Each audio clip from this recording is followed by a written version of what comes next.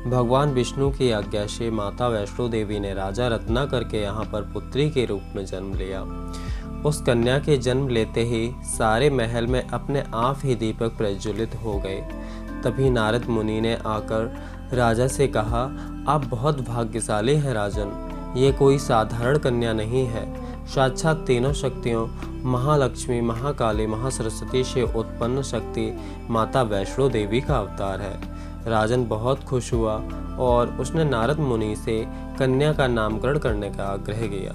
नारद जी ने उस कन्या का नाम त्रिकुटा रखा। त्रिकुटा का तो एक ही उद्देश्य था, भगवान विष्णु की प्राप्ति। वह हर समय भगवान विष्णु की भक्ति में लगी रहती थी। एक दिन नारद जी ने त्रिकुटा को भगवान विष्णु के द्वारा लिए गए राम अवतार के बारे में बताया और कहा, इस समय वह अपने पिता की आज्ञा के पालन के लिए राजपाट छोड़कर वनवास जाना स्वीकार किया है। यह सुन त्रिकुटा खुश हो गई और उन्होंने राजमहल के सुख छोड़ वन में राम मिलन हेतु चली गईं और राम की भक्ति करने लगी। एक दिन भगवान राम अपना दिया हुआ वचन निभाने के लिए त्रिकुटा से मिलने आए। त्रिकुटा ने भगवान राम से विवाह करने की इच्छा प्रकट की, परंतु राम जी ने कहा, इस अवतार में तो मैं सती सीता के साथ पत्नी व्रत में बंधा हुआ हूँ, मैं इस अवतार में तुमसे शादी नहीं कर सकता। परंतु त्रिकुटा के बार बार विवाह के लिए आग्रह करने पर भगवान राम ने एक शर्त रखी। भगवान राम ने कहा, लंका से लौटते समय मैं तुमसे मिलने अवश्य आऊँगा और यदि उस समय तुम मुझे पहचान गई तो मैं तुमसे विवाह अवश्य करूँगा। त्रिकुटा खुश हो गई और बोली, अवश्य मैं आपको पहचान लूँगी, बस आप अपना दिया हुआ वचन याद रखना।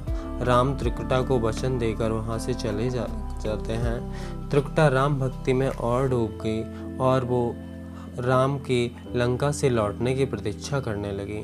एक दिन भगवान राम हनुमान जी के साथ साधु वेश धारण कर त्रिकुटा से मिलने पहुँचे। उन्होंने त्रिकुटा से भिक्षा मांगी, पर त्रिकुटा भगवान राम को न पहचान सके। तत्पश्चात राम ने कहा, देवी तुम कलयुग की प्रतीक्षा करो, उस समय मैं कल के अवतार लेकर तुमसे विवाह अवश्य करूँगा।